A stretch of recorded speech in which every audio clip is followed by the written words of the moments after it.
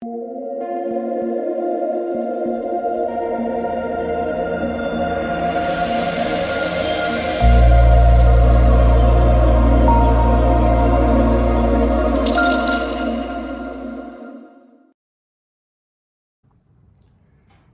to my second day in the life video. Just want to thank you guys again for all support on the first one. It was crazy. You guys seem to really like these videos. So we're going to do another one. The NBA regular season is winding down. I think we have, 5 days left.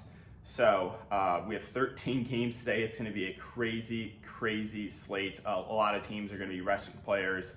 So getting ready for that. It is just after 9 a.m. And now we're gonna take you guys over to Starbucks, go pick up a quick coffee, and then we're gonna get back to it and start doing some research, placing some bets. So let's start the day off right.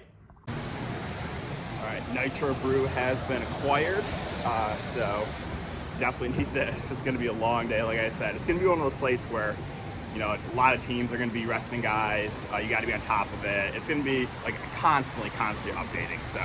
This will be one of the very few times that I'm going to be outside touching grass today, so trying to enjoy it right now on the walk back.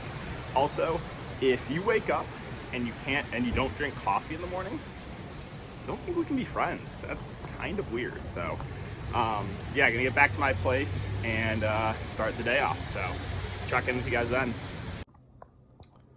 So just got back from Starbucks. It is shortly after 9:30. I just reserved all my contests for DFS for today.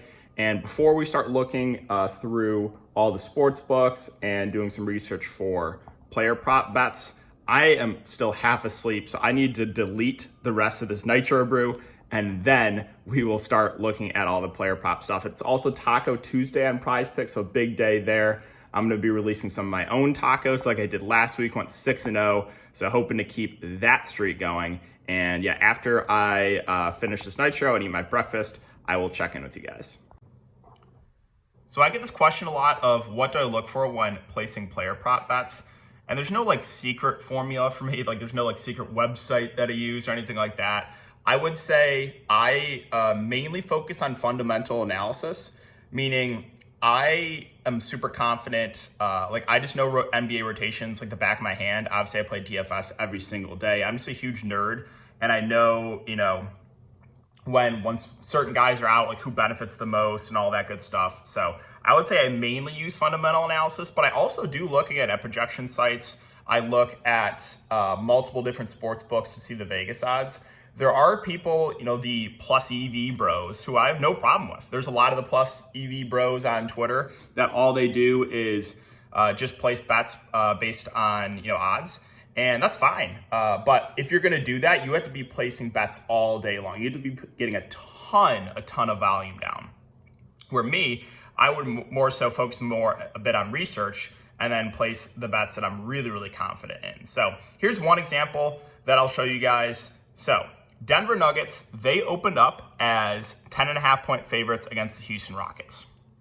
Well, now you guys can see Denver's only 9 point favorites. So why is that a big deal? Well, if you go look at Denver and you take a look at the injury report here, let's scroll over.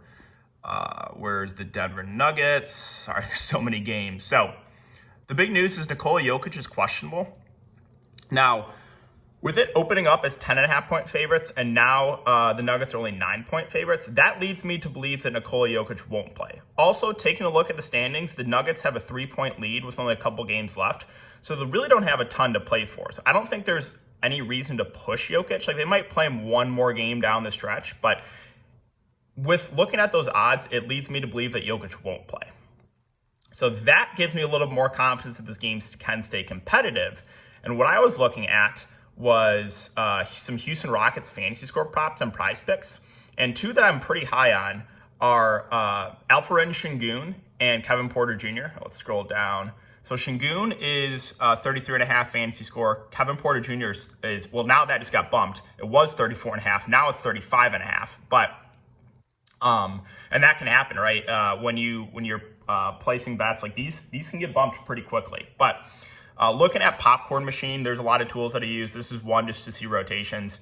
Sengun, he was on pace last game to play 42 minutes. Kevin Porter Jr. is on pace to play 41 minutes. they got pulled the last 4 minutes because of a blowout. So I'm thinking this game stays competitive. You should get close to 40 minutes from both of those guys.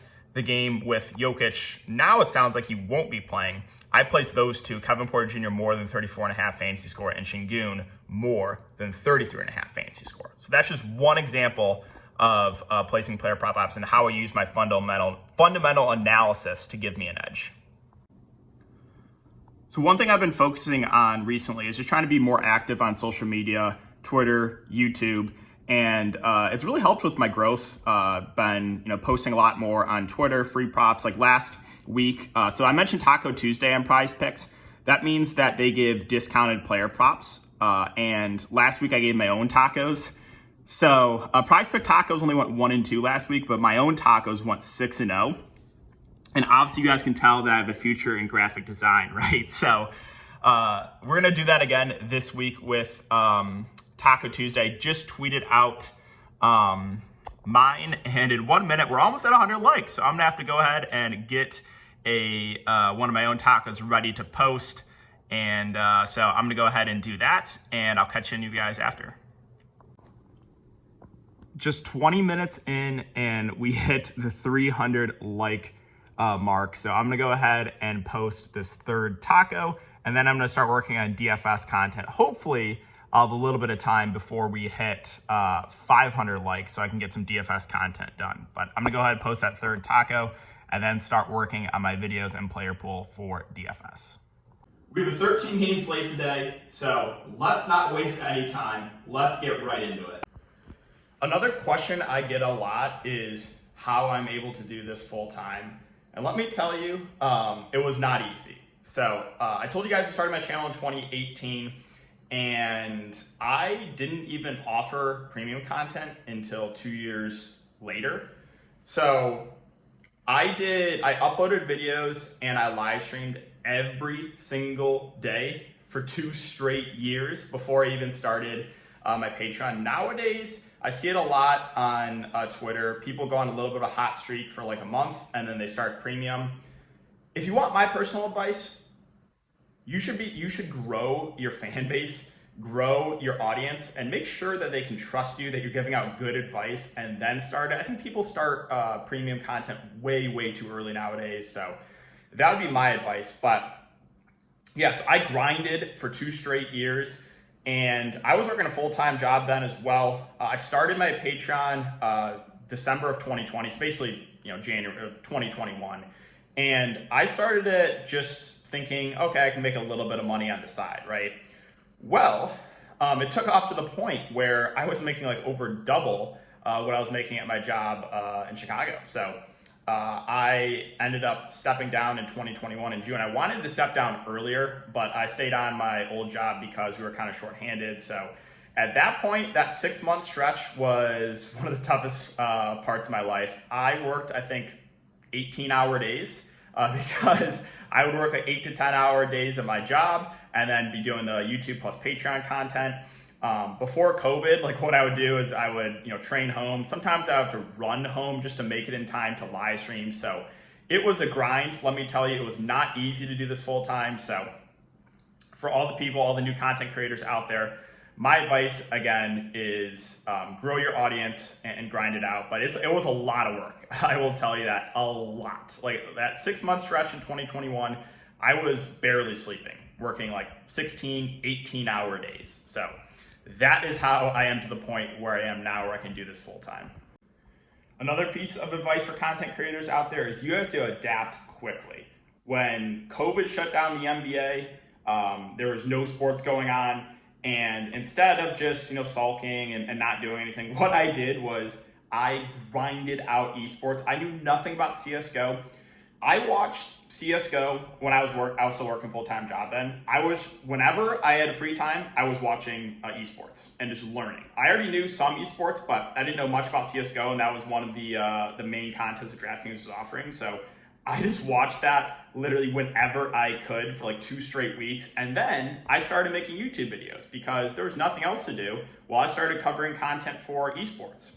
The NBA bubble, right? I was working then. I would stream at lunchtime. I would take a lunch and stream for the bubble. So always adapting, like even right now, right? I just started being more active on Twitter, and that's helped a lot. So always adapt, or you're going to get left behind.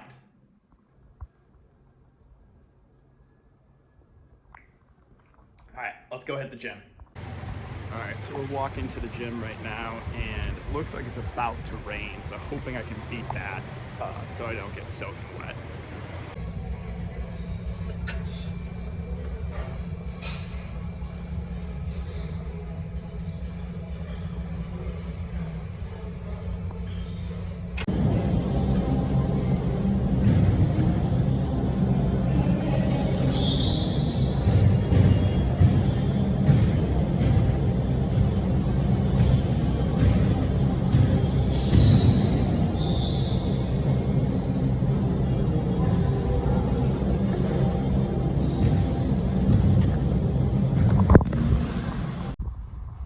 Just finished my workout.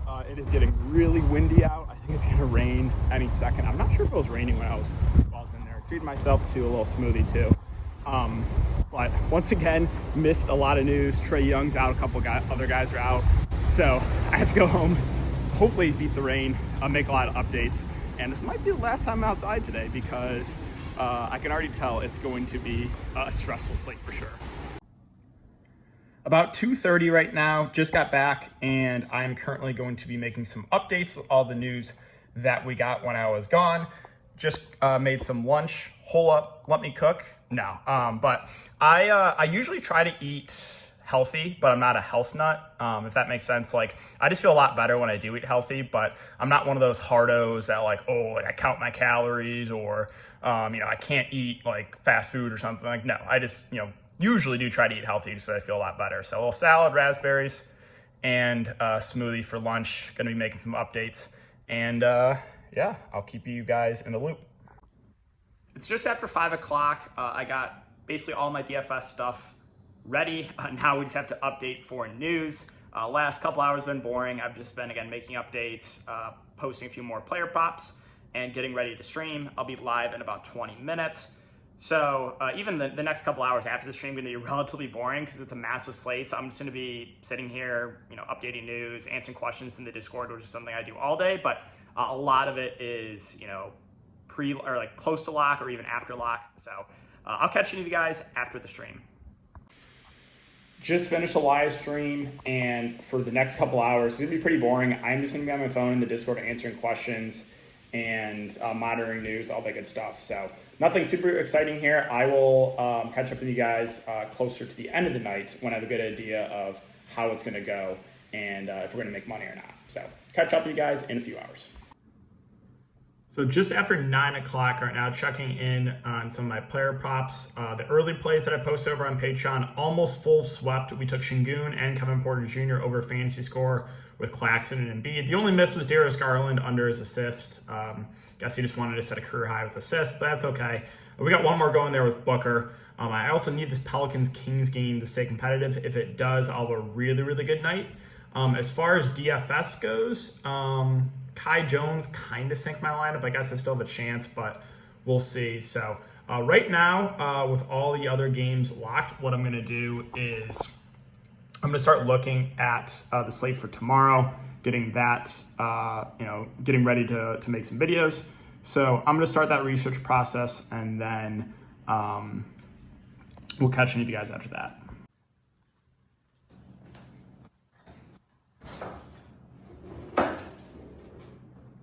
And we are back for Wednesday's 8-game slate. We're winding down the regular season. But before talking about the slate, let's recap everything from last night. It is about 10 o'clock right now. Just finished uploading my video for the DFS slate tomorrow. I'm looking at the prize picks board right now as well. Going to make a video for that, but waiting for more plays to be added. As far as DFS tonight goes, like I said, Kai Jones sank my lineup. Really, really frustrated about that. They said he's going to play the backup 4, backup 5. He was just awful. But like I said, hit him by Donovich. I'm out on Goodwin, both smashed. But the blowout there in that Sacramento game hurt me as well. So going to be a losing night for me on DFS, sadly, unless my night slate lineup does really well, which right now is actually doing decent. I stacked Golden State and Oklahoma City and then ran it back with a couple Spurs value plays because I thought that game would blow out, which is looking like it is. The Suns are up like 30.